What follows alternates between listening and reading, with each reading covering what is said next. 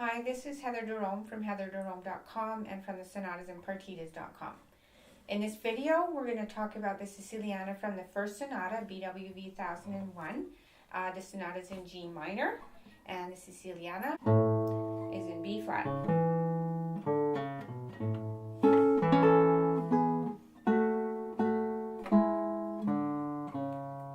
And so on. So what I want to show you in this Siciliana is how the overall form is working. It's really different from anything else in the book.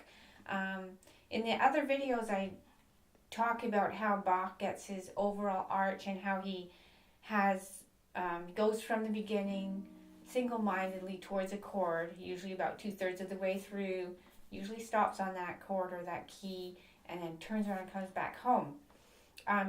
Here he does that too, but actually what happens at that 2/3 of the way place is that he arrives back home, and the turnaround chord, the place that he's heading to, is G minor, and that happens quite close to the beginning in measure 8. They are long bars, so it doesn't, you do have time to work your way over to G minor and then get yourself back home. So I want to show you that, and then I want to show you how he gets home and what he does after, because there's another third of the piece where he's, it's just really, really great what's happening there. So let's have a look. So we're going to start from where he gets to G minor. So, and G minor, the main theme. And so then now we're going to head back home by a circle of fifths.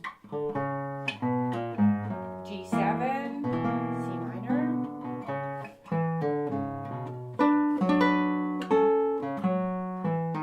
and then C7, F, F7, B flat, 7, E flat, going faster to the chords, and then A, D, G, C, F, B flat, F again, and not what we get.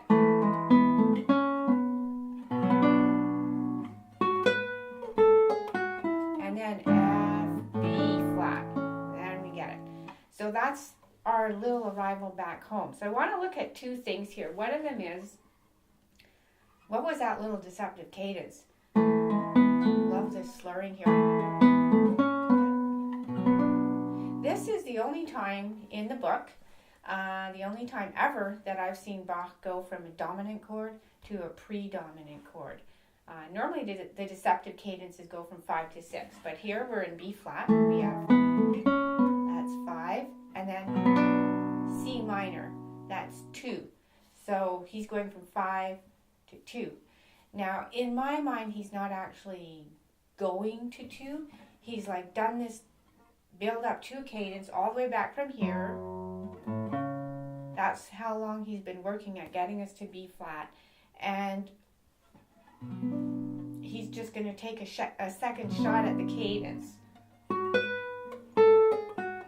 then 5, 1. Now chances are, if you've been playing this piece, you might have not caught that. You might have glossed over it because first of all, it's on a weak beat. It's not on the downbeat. Unlike if he had gone straight to, he would have landed right on the downbeat. That would have been too final. We still have a third of the piece left to go. Now, it's not at all uncommon for pieces to arrive home before the end, but those are usually the big monumental pieces, and it wouldn't work for them to just arrive home, drop you in, goodbye, we're done. Like, you have to have like a wrapping up. For example, in our book, the C major fugue,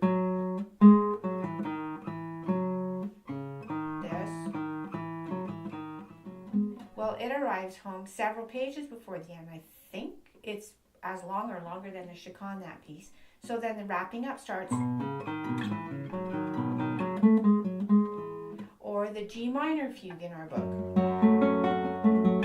It's got a wrapping up thing that starts off with that. But the Siciliana is just a small dance. It doesn't need that kind of wrapping up. So let's have a look at what happens here in the Siciliana. So, okay, we're going to 5, 7, and 4, very typical, and then circle of fifths. E flat, A, D, G, C, F, B flat, E flat, and then what's happening here? It's like, normally a circle of fifths will take you somewhere, like here, earlier on in the piece, when we have A, D, G, C, F, and that's taking us to this B flat, and so that when we get, it's leading us to expect that, and then when we don't get it, it's a surprise, and it hits us like a surprise. But here, when we have this, that's what the circle of fifths took us to. It's just kind of suddenly floating and meandering. Now let's look at what happens after.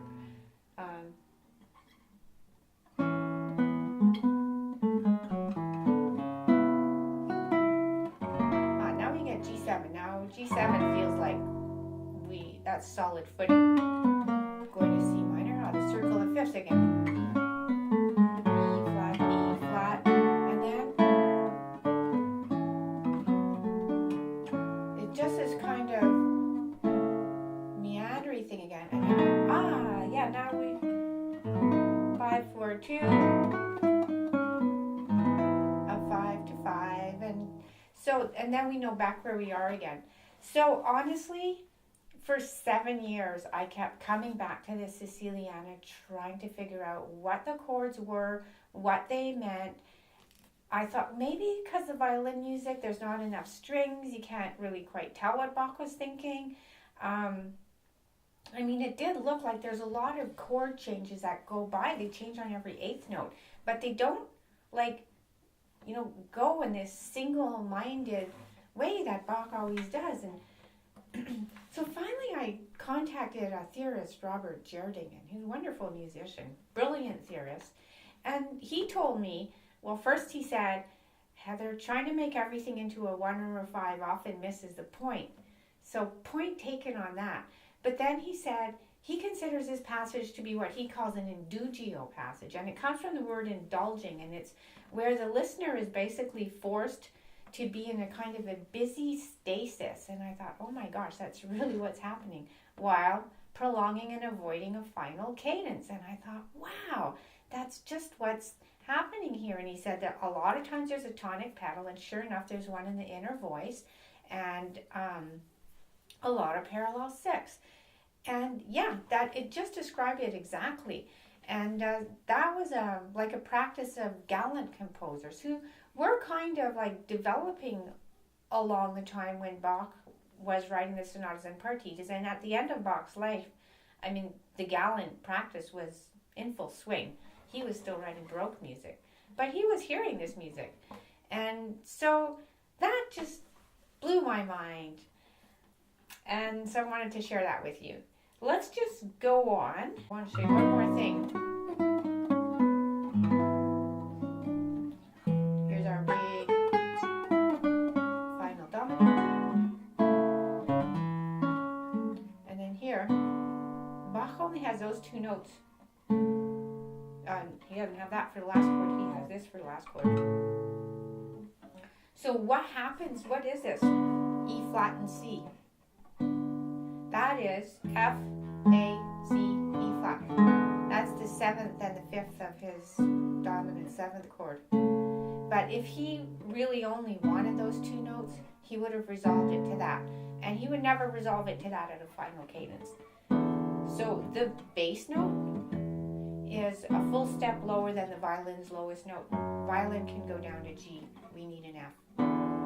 So I'm assuming that Bach was just pretending it was there. It's an honest implied note. And it's such a part of a common stock cadence that we hear it as being there. And there we arrive at the real ending on the downbeat with the main motive.